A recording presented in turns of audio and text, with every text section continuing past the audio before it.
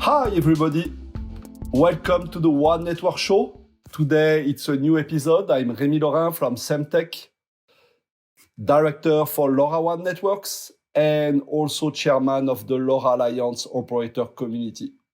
Today we are more than happy to feature Mr. Alper Yegin from Actility, and we're gonna talk about LoRaWAN.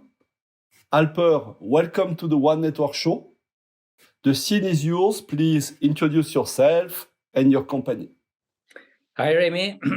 Thank you very much for having me on your show, first of all. My name is Alper Yegin. I'm the VP of Advanced Technology Development in Actility, and I'm also the Vice Chair of the Board and Chair of Technical Committee in the LoRa Alliance. Cool. So before we deep dive into LoRaWAN, what does LoRaWAN stand for? What is it, LoRaWAN? And how it relates to LoRa? LoRaWAN is a communication technology that's specifically designed and built for massive IoT use cases. And as we define it in the LoRa Alliance, actually, it's an end-to-end communication architecture that leverages the LoRa as a physical layer and builds the whole stack above that, both on the radio access network side and also on the core network side.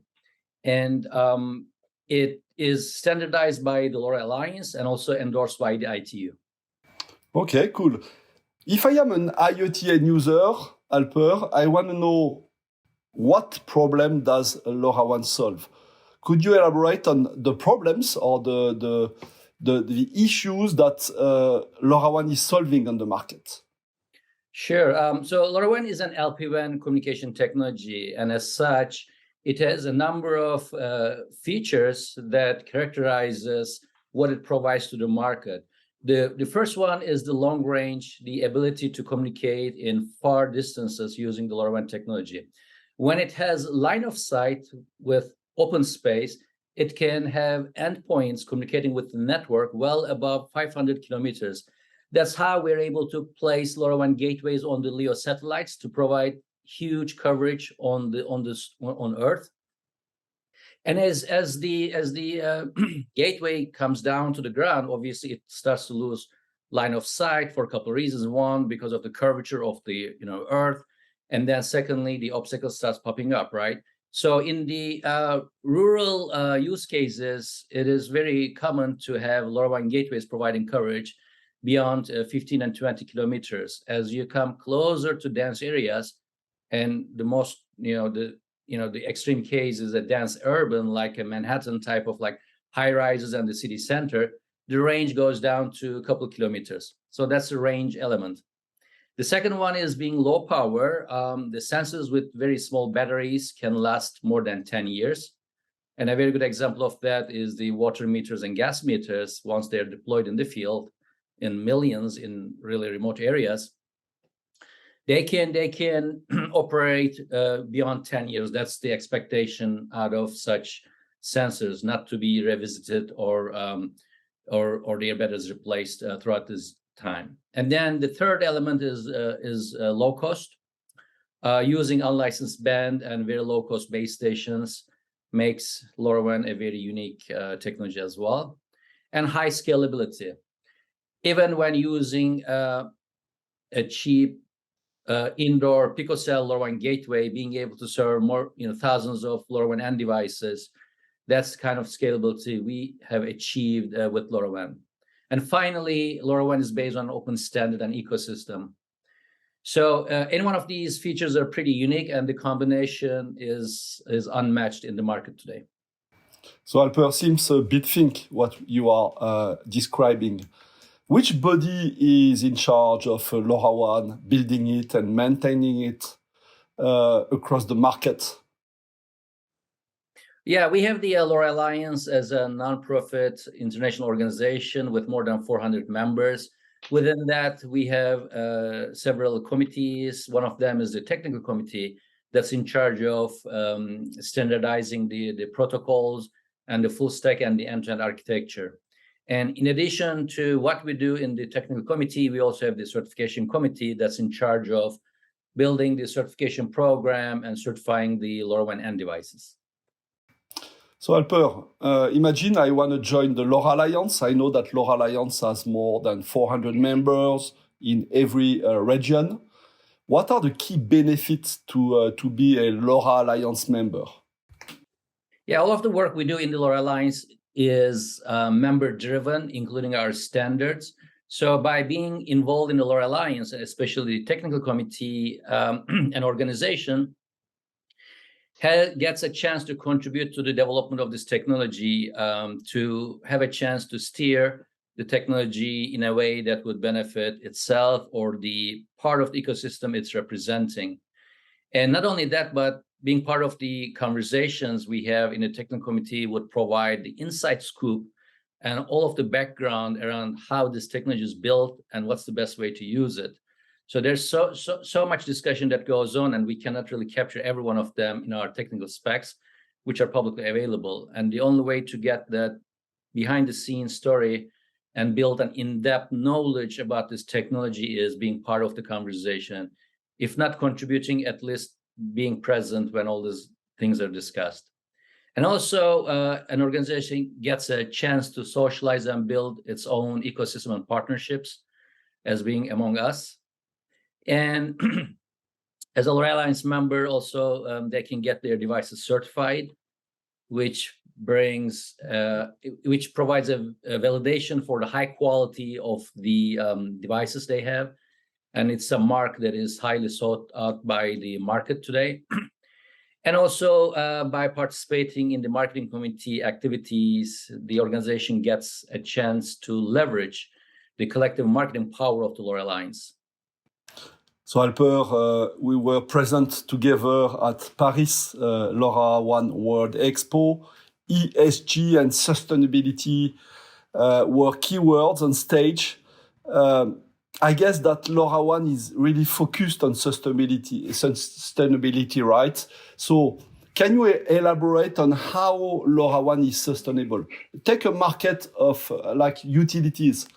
When a utility customer is opting for LoRaWAN, it's not for 2 years, it's not for 5 years, it's more 15 years. So they don't want to see the technology sunsetting, right? Could you share with us the DNA of LoRaWAN regarding sustainability? Sure, yeah. On that front, what really stands out is our standard is open. And anyone can download our specifications from the web and their open source implementations. And our standard is also published by ITU as well. And we have an open ecosystem, meaning that there are no artificial barriers in front of any vendor, any service provider to enter this market. So what that means is having an open standard and an open ecosystem. That means for new players, the entry barrier is low. And that translates into a good and healthy competition, which prevents lock-ins and also that rises the quality of the products in the market and also lowers the prices. And especially having the ITU's endorsement is a sign that this technology is here to stay. And that's why you see numerous utility companies making this investment, migrating from legacy technologies like wireless MBUS to LoRaWAN. And as you said, when they make that deployment, such deployments, their device will be in the field more than 10 years, sometimes 12 and 15 years. So they would not be making such an investment if the technology were not to be staying around that long. So Alper, it's good to hear that my children will be able to use LoRaWAN and the children of my children. You often tell me, Remy, LoRaWAN is built from the ground up for massive IoT. What does it mean, being built for massive IoT? What are the characteristics of the standard that are making LoRaWAN so special for massive IoT? Yeah, so I mean, on that front, what one of the really special things with the LoRaWAN technology and ecosystem is we have built this technology from ground up, all based on the requirements of massive IoT in terms of high scalability, low cost, security, having the technology available and widespread. Now, it makes a huge difference whether something is built specifically for a purpose versus something is retrofitted for that purpose. Being able to build this standard from ground up, driven by the very unique set of requirements for massive IoT, we have the ability to make it low cost, highly scalable, highly secure, and highly available. and along the way, we have also built and followed our own philosophy for building such an architecture.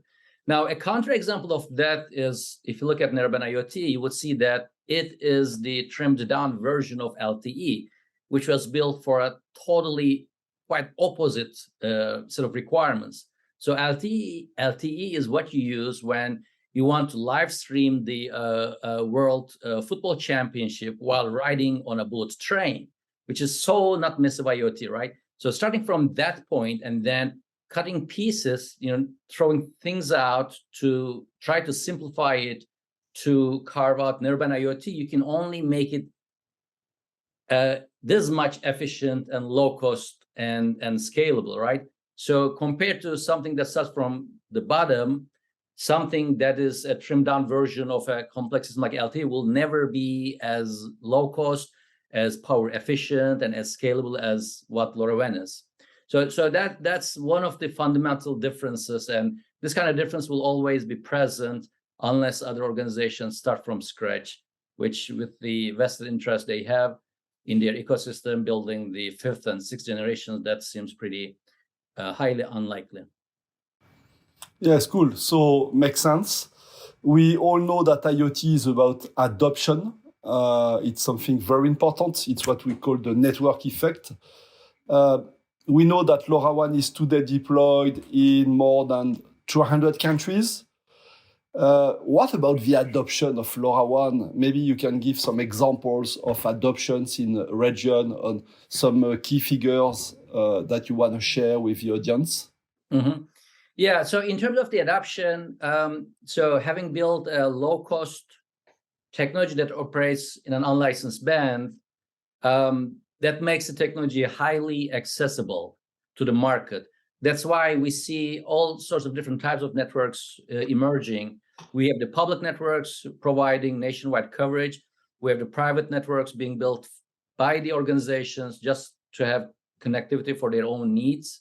And then we have the community networks that are built using crowdsourced approaches.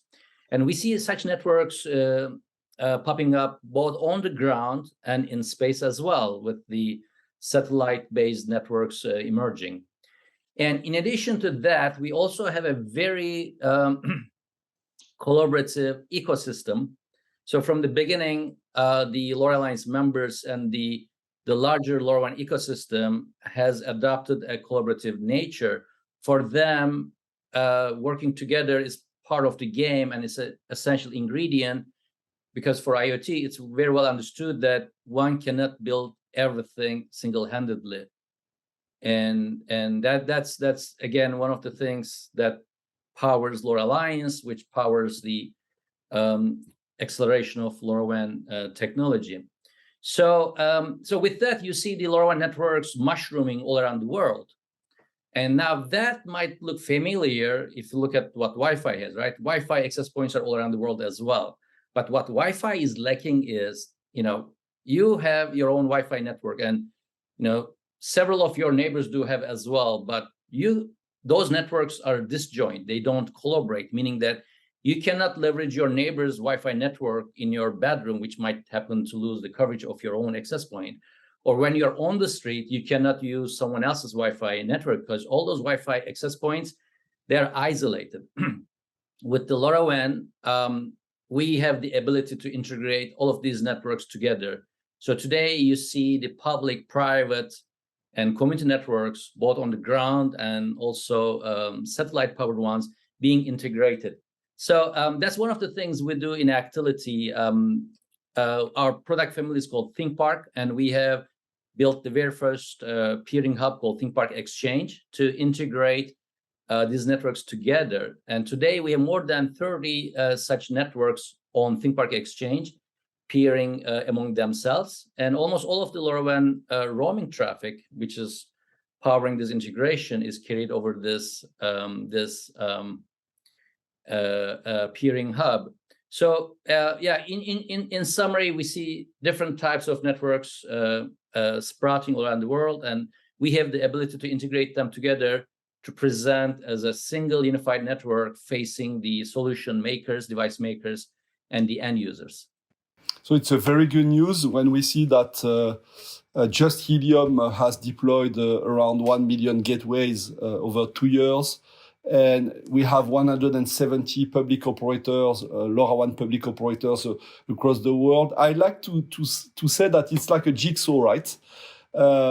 Each type of network is one piece of the jigsaw. And I think that the success of LoRaWAN today is to be able to interconnect these network types. Whatever the use case are, you can combine different use cases. And I think that Actility has done a great job because Alper, this year you already integrated every type of networks all together, right? Right, exactly. And I'd like to also add that we have been doubling the number of LoRaWAN devices every year. And all of these developments are happening in the face of numerous challenges the world is facing these days. I think that makes our progress in the market even more significant. So moving one step ahead, Alper, not a single technology is able to address every use cases. You explained that. What about the collaboration of LoRaWAN with other standards? Can be Wi-Fi or cellular, why not? Sure, exactly.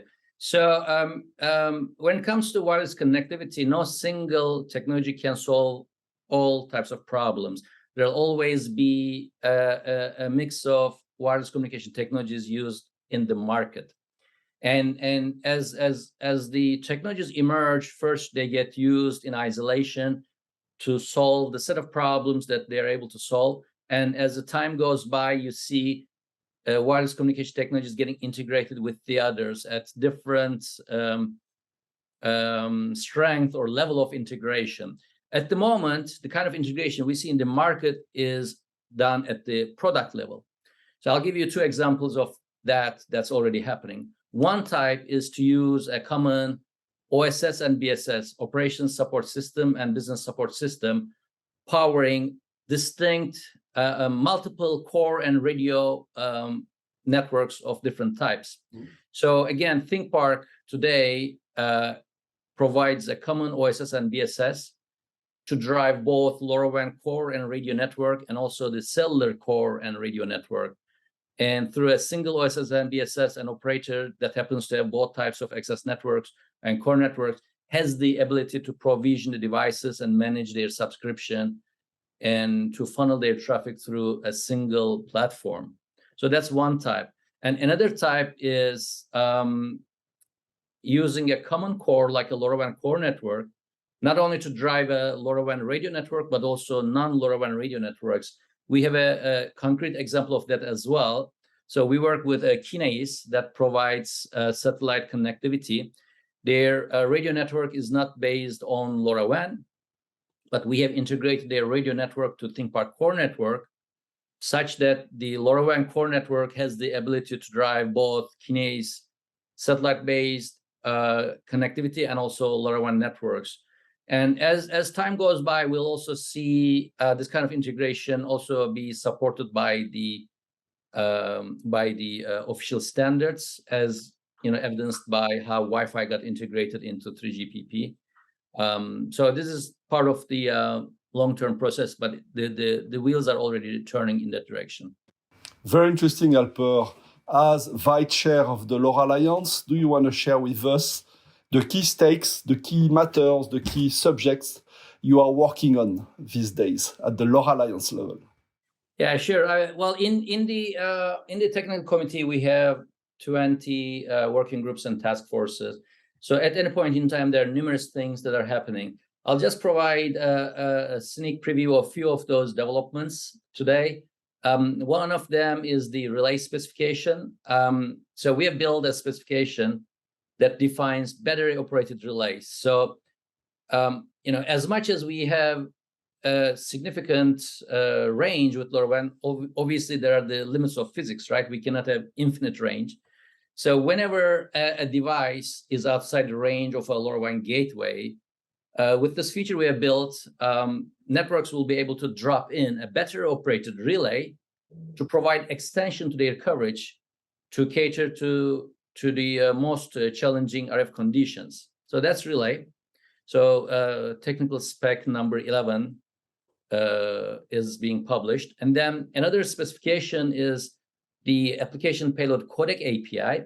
So we are standardizing the API for the JavaScript-based codec applications, which run on the application platforms to translate binary encoded payloads to JSON and vice versa.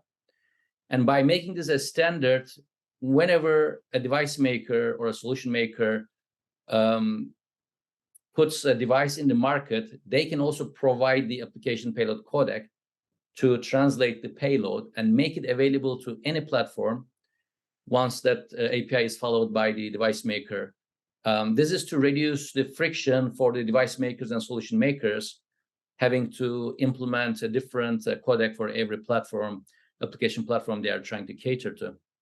Okay. As you see, we not only stop at the connectivity level, but we take also the challenges in the adjacent field, like the application enablement. And one more thing in the very near pipeline is to support single channel gateways. So vendors can build super cheap LoRaWAN gateways, especially suitable for the consumer market.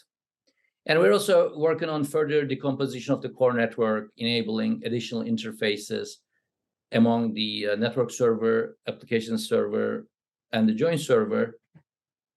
So any one of these platforms can be built by independent, distinct vendors. Yeah, very clear, Alper. I mean, you carry on connecting the dots, right? It's about simplifying the IoT and user journey, what you are doing, right? If I'm not a technical guy. Alper, you convinced me, as I like to say. If I want to join the LoRa Alliance and become a member, how do I proceed? Yeah, well, what you need to do is to visit the LoRa-Alliance.org. There's an online form, a very easy to fill out form for membership. And then once you submit that form, someone from LoRa Alliance will get in touch with you to walk you through the rest of the membership process. It's open to anyone. There are different tiers of membership, depending on how deep you would like to get engaged, adapter, contributor, and sponsor level members. We also have the institutional level members for academia. It's a free of charge membership. So yeah, we have one choice that fits anyone's profile, and it's just a matter of visiting the website and filling the form, and the rest is pretty easy. Then we welcome you to any one of our committees to start participating in our meetings and be part of this journey. And of course, if you are an operator, you can join the Network Operator Forum, right? Definitely. And Alper, is there anything you want to add today? Well, I just want to summarize the whole story. Basically, we are building a technology to power a planet-wide network for massive IoT. And this planet-wide network is being built by stitching together countless many networks of all types, public networks, private networks, community and satellite network. So this ability to stitch this type of networks together is very unique. And what I'd like to do is to invite the listeners to join this disruptive technology development.